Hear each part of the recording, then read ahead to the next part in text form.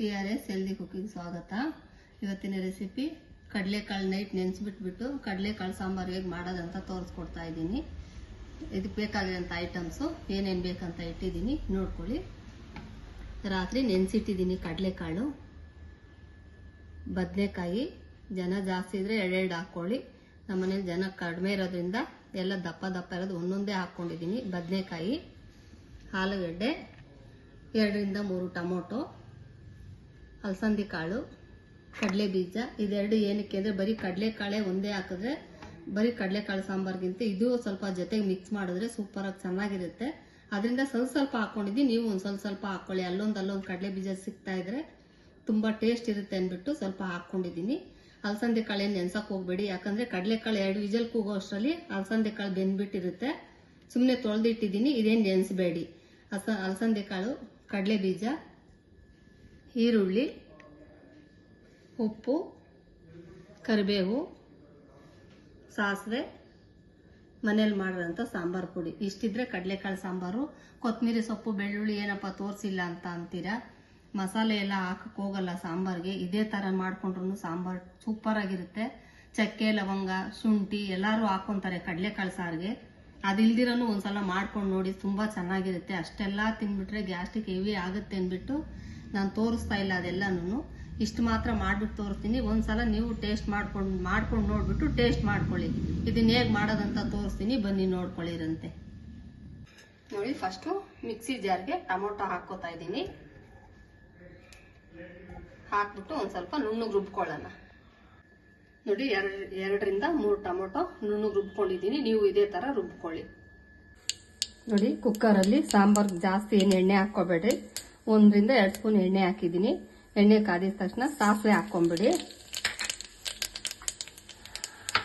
ಸಾಸಿವೆ ಚಿಟ್ಲಿದ ತಕ್ಷಣ ನೆಕ್ಸ್ಟು ನೋಡಿ, ಒಗ್ಗರಣೆಗಲ್ವಾ ದಪ್ಪನೇ ಹಚ್ಕೊಂಡಿದ್ದೀನಿ ಈರುಳ್ಳಿ ಹಾಕ್ಕೊಂಬಿಡಿ. ಈರುಳ್ಳಿ ಹಾಕ್ಕೊಂಡು ನೆಕ್ಸ್ಟು ಬದನೆಕಾಯಿ ಹಾಕ್ಬಿಡಿ. ಆಲೂಗಡ್ಡೆನೂ ಹಾಕ್ಬಿಡಿ ಜೊತೆಗೆಲ್ಲ. ಕರಿಬೇವು, ಕಾಳು ಎಲ್ಲ ಒಟ್ಟಿಗೆ ಹಾಕ್ಕೊಂಡ್ಬಿಟ್ಟು ನೋಡಿ, ತೊಳೆದಿಟ್ಕೊಂಡಿದ್ದೀನಿ ಕಾಳು. ಚೆನ್ನಾಗಿ ರಾತ್ರಿ ನೆನೆಸಿದ್ದೀನಿ. ನೀವು ನೈಟೇ ನೆನೆಸಿಟ್ಕೊಂಡಿದ್ದೀನಿ. ಅಲಸಂದಿ ಕಾಳನ್ನು ತೊಳೆದಿಟ್ಕೊಂಡಿದ್ದೀನಿ. ಸುಮ್ಮನೆ ಅಲ್ಲೊಂದು ಸಿಕ್ಕಿದ್ರೆ ಚೆನ್ನಾಗಿರುತ್ತೆ ಅಂದ್ಬಿಟ್ಟು ಇದನ್ನು ಕಡಲೆ ಬೀಜ ಹಾಕ್ತಾ ಇದ್ದೀನಿ. ಅಲಸಂದಿ ಕಾಳು ನೋಡಿ, ಕಡಲೆ ಬೀಜ ಹಾಕಿ ಚೆನ್ನಾಗಿ ತಿರುಗಿಸ್ಕೊಂಡ್ಬಿಡಿ.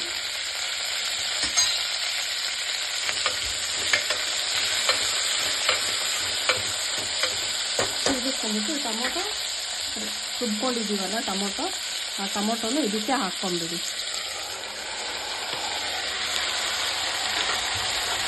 ಹಾಕ್ಕೊಂಡು ಒಂದ್ಸಲ ತಿರುಗಿಸ್ಕೊಂಡ್ಬಿಡಿ. ನೋಡಿ, 1 ರಿಂದ 2 ಗ್ಲಾಸು ನೀರು ಅಳತೆ ತಗೊಂಡಿದ್ದೀನಿ. ನೀರು ಹಾಕ್ತಾ ಇದ್ದೀನಿ. ನೀರು ಹಾಕ್ಬಿಟ್ಟು ಉಪ್ಪು ಯಾವಾಗಲೂ ನಾನು ಅಂದಾಜ್ ಮೇಲೆ ಹಾಕೋದು, ನೀವು ಸ್ಪೂನಲ್ಲಿ ಹಾಕೊಳ್ಳಿ. ಉಪ್ಪು ಹಾಕ್ಬಿಟ್ಟು 2 ವಿಜಲ್ ಕೂಗಿಸ್ಕೊಂಡ್ಬಿಡಿ, ತಿರುಗಿಸ್ಬಿಟ್ಟು.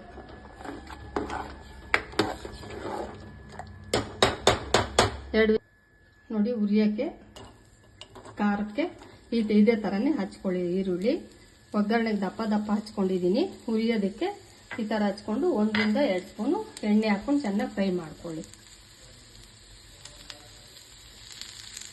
ಚೆನ್ನಾಗಿ ಫ್ರೈ ಮಾಡ್ಕೊಂಬಿಡಿ. ನೋಡಿ, ಉರಿ ಮೀಡಿಯಮಲ್ಲಿ ಇಟ್ಕೊಂಡು, ಯಾವಾಗಲೂ ಉರಿ ಯಾವುದಕ್ಕಾದ್ರೂ ಅಷ್ಟೇ ಮೀಡಿಯಮಲ್ಲಿ ಇಟ್ಕೊಳ್ಳಿ. ಈರುಳ್ಳಿ ಇಷ್ಟಕ್ಕೆ ಈ ಕಲರ್ ಬರೋಷ್ಟೊತ್ತಿಗೆ ಆಫ್ ಮಾಡ್ಕೊಳ್ಳಿ ಸ್ಟವ್. ಬ್ರೌನ್ ಕಲರ್ ಬರಲಿ ಈರುಳ್ಳಿ. ಸಾಂಬಾರು ತುಂಬ ಟೇಸ್ಟ್ ಇರುತ್ತೆ. ನೋಡಿ, ಟೊಮೊಟೊ ರುಬ್ಕೊಂಡಿದ್ದಲ್ವಾ, ಅದೇ ಮಿಕ್ಸಿ ಜಾರ್ಗೆ 3 ರಿಂದ 4 ತೆಂಗಿನಕಾಯಿ ಪೀಸ್ ಹಾಕ್ಕೊಂಡಿದ್ದೀನಿ.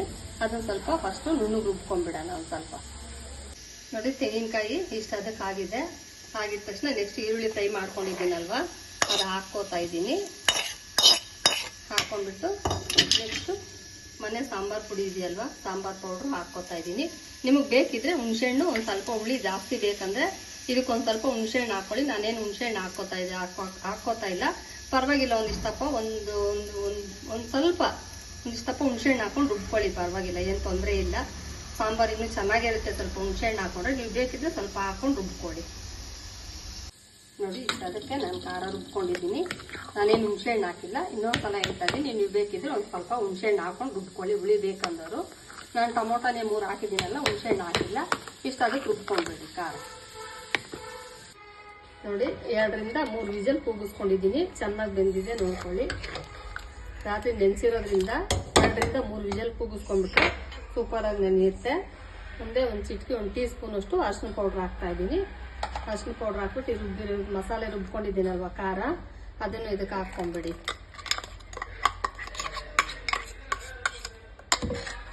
ಹಾಕ್ಕೊಂಡ್ಬಿಟ್ಟು ಚೆನ್ನಾಗಿ ತಿರುಗಿಸ್ಕೊಳ್ಳಿ. ತಿರುಗಿಸ್ಕೊಂಡ್ಬಿಟ್ಟು ಒಂದು 5 ನಿಮಿಷ ಕುದಿಸ್ಕೊಂಡ್ಬಿಡಿ. ನೋಡಿ ಬಿಸಿ ಬಿಸಿ ಕಡಲೆಕಾಳು ಸಾಂಬಾರು ರೆಡಿಯಾಗಿದೆ. ಅದಕ್ಕೆ ಸುಮ್ಮನೆ ಚೆನ್ನಾಗಿರುತ್ತೆ ಅಂದ್ಬಿಟ್ಟು ಸ್ವಲ್ಪ ಕಡಲೆ ಬೀಜನೂ ಅಲಸಂದಿ ಕಾಳು ಹಾಕೊಂಡಿದ್ದೀನಿ. ಮೇನ್ ಕಡಲೆಕಾಳೇನೇನೆ. ಸಾಂಬಾರು ರೆಡಿ ಇದೆ. ಬಿಸಿ ಬಿಸಿ ಮುದ್ದೆಗಾದ್ರೂ ಚೆನ್ನಾಗಿರುತ್ತೆ, ಅನ್ನಕ್ಕೂ ಚೆನ್ನಾಗಿರುತ್ತೆ, ಯಾವ್ದಕ್ಕೆ ಬೇಕಾದ್ರೂ. ಮತ್ತೇನಾದ್ರೂ ಸ್ವಲ್ಪ ಉಳಿದ್ರೆ ನೈಟು ಚಪಾತಿ ಹಾಕೊಂಡ್ರೆ ಚಪಾತಿಗಂತೂ ಸೂಪರ್ ಆಗಿರುತ್ತೆ. ಆಲ್ಮೋಸ್ಟ್ ಎಲ್ಲ ಚಕ್ಕೆ, ಲವಂಗ, ಶುಂಠಿ, ಬೆಳ್ಳುಳ್ಳಿ ಎಲ್ಲ ಹಾಕಿ ಮಾಡ್ಕೋತಾರೆ. ಅದೆಲ್ಲ ಬೆಳಗ್ಗೆ ನಾವೇನಾದ್ರೂ ಬ್ರೇಕ್ಫಾಸ್ಟ್ ಮಾಡಿದ್ರೆ ಮಸಾಲೆ ಅಷ್ಟೋ ಎಷ್ಟೋ ಸ್ವಲ್ಪ ತಿಂದಿರ್ತೀವಿ. ಮಧ್ಯಾಹ್ನ ಸಾಂಬಾರ್ಗೂ ಅಂದ್ರೆ ಗ್ಯಾಸ್ಟ್ರಿಕ್ ಹೆವಿ ಆಗೋಗ್ಬಿಡುತ್ತೆ. ಹಂಗಾಗಿ ನಾನು ಇದಕ್ಕೆ ಕೊತ್ತಂಬರಿ ಸೊಪ್ಪು, ಬೆಳ್ಳುಳ್ಳಿ, ಶುಂಠಿ ಅದೇನು ಹಾಕಿಲ್ಲ. ನೀವು ಹಂಗೂ ಬೇಕಂದ್ರೆ ಚಕ್ಕೆ, ಲವಂಗ ಅದೆಲ್ಲ ನಾನು ಪ್ರತಿ ಸಲ ಹೇಳ್ತೀನಿ. ನೈಟಲ್ಲಿ ಒಂದು ಸ್ವಲ್ಪ ಬೆಲ್ಲ ಹಾಕೊಂಡ್ಬಿಟ್ಟು ಒಂಚೂರು ಜೀರಿಗೆ, ಚಕ್ಕೆ, ಲವಂಗ ಬಿಸಿ ನೀರಲ್ಲಿ ಚೆನ್ನಾಗಿ ಕುದಿಸ್ಬಿಟ್ಟು 1 ಗ್ಲಾಸ್ ನೀರು ಅರ್ಧ ಗ್ಲಾಸ್ ಅಷ್ಟು ಕುದಿಸ್ಕೊಂಡು ಕುಡಿದ್ಬಿಟ್ರೆ ಗ್ಯಾಸ್ಟ್ರಿಕ್ ಆಗಲ್ಲ, ಬಾಡಿಗೂ ಒಳ್ಳೇದು. ಆ ಥರ ಹಾಕೊಳ್ಳಿ ಚಕ್ಕೆ, ಲವಂಗ, ಶುಂಠಿ ಎಲ್ಲ. ಇದಕ್ಕೆಲ್ಲ ಹಾಕಿದ್ರೆ ಬೆಳಗ್ಗೆ ಟಿಫನ್ಗಳಿಗೂ ಹಾಕ್ಬಿಟ್ಟು ಮಧ್ಯಾಹ್ನ ಸಾಂಬಾರ್ಗಂದ್ರೆ ಗ್ಯಾಸ್ಟ್ರಿಕ್ ಹೆವಿ ಮಾಡ್ಕೋತೀರ ಅನ್ನೋ ಕಾರಣಕ್ಕೆ ನಾನು ಅದೇನು ತೋರಿಸಿಲ್ಲ, ಸಿಂಪಲ್ ಆಗಿ ತೋರಿಸಿದ್ದೀನಿ. ಇದು ಸಾಂಬಾರು ಸೂಪರ್ ಆಗಿರುತ್ತೆ. ನೀವು ತಿನ್ಬಿಟ್ಟು ಟೇಸ್ಟ್ ಮಾಡ್ಕೊಳ್ಳಿ. ಟೇಸ್ಟ್ ಮಾಡಿಬಿಟ್ಟು ಹೇಗಿತ್ತು ಅಂತ ಹೇಳಿ. ಲೈಕ್ ಮಾಡಿ, ಶೇರ್ ಮಾಡಿ, ಸಬ್ಸ್ಕ್ರೈಬ್ ಆಗೋದು ಮರಿಬೇಡಿ. ಸಬ್ಸ್ಕ್ರೈಬ್ ಆಗಿ ಸಪೋರ್ಟ್ ಮಾಡಿ. Okay bye, thank you.